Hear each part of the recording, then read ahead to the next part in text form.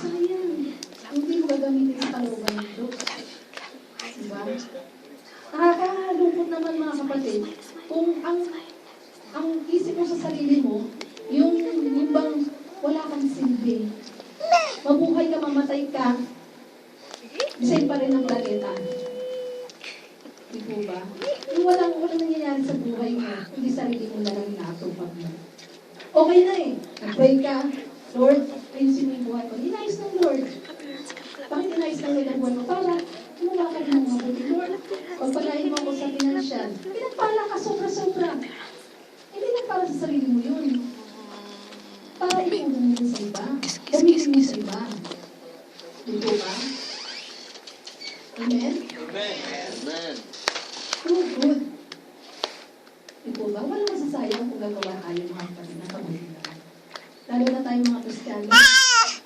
Ang Panginoong Jesus nananahan sa atin.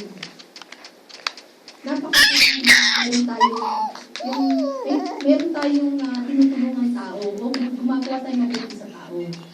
Nakakatulong yan sa atin mga kapatid. Dahil bakit? We love people. Diba? We need people. Lalo na yung mga lovable people. Hindi mo kayang mabuhay mag-isa dito sa mundo na nag-iisa ka. Maghahanap ka ng kasama. Maghahanap ka ng tao.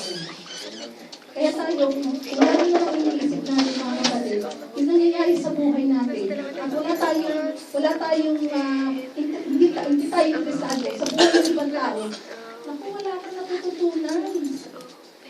Kasi bakit? Kulang yung buhay mo para maranasan mo lahat. Kulang. Ilang taon ka na ngayon. And yung sinasabi na, experience is the best teacher. Diba? Experience is the best teacher. Oh. Paano yung edad mo hanggang dito na lang? O gusto mo maranasan mo lahat para matuto ka? Kaya kung makapakita ka, nung maranasan mo ibang kapatid, ng ibang tao, para matuto ka at hindi mo na yun matutunan. Diba?